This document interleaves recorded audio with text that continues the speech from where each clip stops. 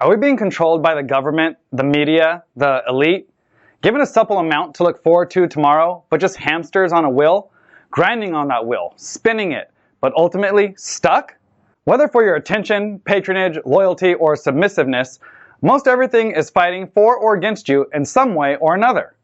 To me, this begs the question, how do we take in information and what do we do with it? All warfare is based on deception. I'm Michael Archuleta, and these are the things we need to know. Like badass skills and tactics? Subscribe and hit the bell. Check out this piece real quick. The Washington Post recently wrote an article titled this: Trump keeps claiming that the most dangerous cities in America are all run by Democrats. They aren't. And in the article, the Washington Post wrote, most of the current mayors of these cities are Democrats. Among the 20 cities with the most violent crime per capita, one isn't a Democrat. It's not 100%, it's 95%. This is how you write a misleading headline, everyone. This is exactly how you do it. And you can see on the graphs here, the one Republican city, which is Jacksonville, Florida, and a few places with independents. Washington Post, please hire some real journalists, please. All warfare is based on deception. I think of it as all warfare is based on and in perception. A number of quotes from The Art of War share general tactical ideas to employ for shifting perception. But here's the thing. Let's first think about the way that we take in information. It could be through a friend, acquaintance, or stranger, through television, social media, or other print media. And we take what we see or hear and interpret it in accordance with our past experiences and current beliefs. Some people believe everything from certain places or sources, and nothing from other certain sources. This is a bias that we both consciously and subconsciously acquire. Sure, we question things, but a lot of times we fall into an echo chamber, and this is sometimes good and sometimes bad. We can't just always be questioning and not stand for one thing or the other, but we need to learn to decipher what's true and what isn't. Think of an interaction you had recently. It doesn't have to be a bad one, just anything. Now imagine if you wrote down a 2-page report about what happened and another person there did the same. Then 2 people that weren't there read one of each of those reports. Then those people wrote to each other or a third party about what had happened.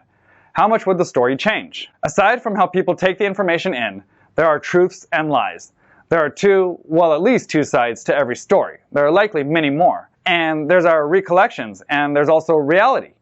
Then there's also the unknown and intangibles, the things you don't know about or can't be sure about, things that you weren't told or even thought you had to consider. But we're pretty sure we know what really happened. These elements lead us to how we perceive information, our perception, perspective.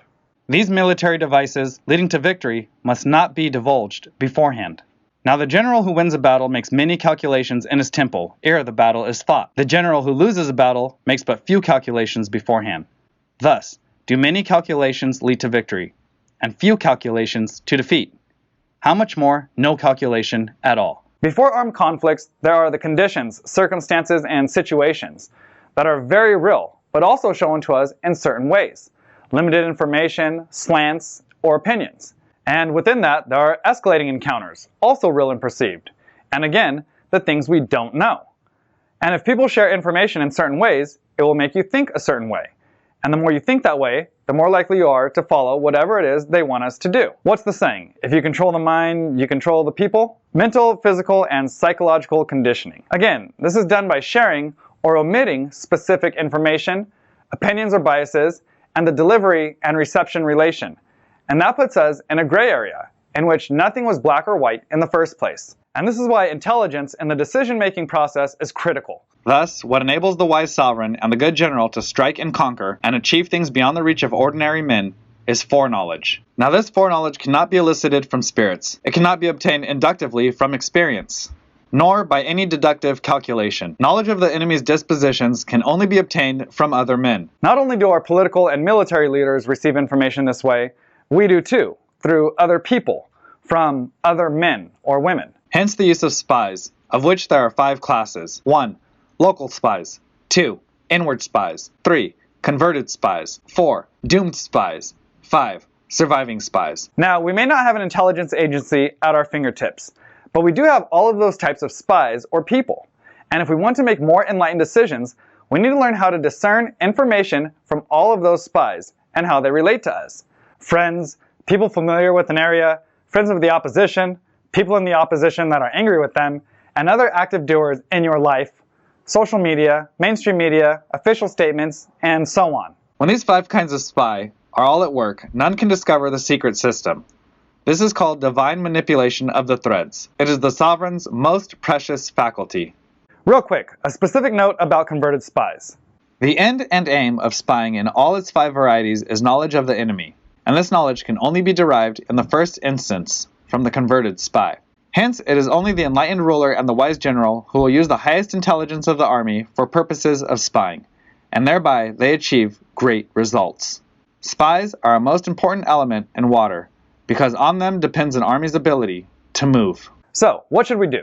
Before I recap, strengthen ourselves. Know yourself and think about how you are perceived. Hence the saying, if you know the enemy and know yourself, your victory will not stand in doubt. If you know heaven and know earth, you may make your victory complete. Let's understand the conditions we're in and better learn to decipher good and bad information. I would participate less with the bad, cut away junk mail, junk social media sites, bad media, and bad people. But stay cognizant of them. Train. Start preparing yourself for a variety of situations. The art of war teaches us to rely not on the likelihood of the enemy's not coming, but on our own readiness to receive him. Not on the chance of his not attacking, but rather on the fact that we have made our position unassailable. Research what's relevant to you and your situation and piece together your truths and understandings of it. How you've perceived it. And share it. Stand up for that. If there's something you want to do about it, get to doing it. Say what you have to, or don't. Organize. Create something. Then put it out there. Start.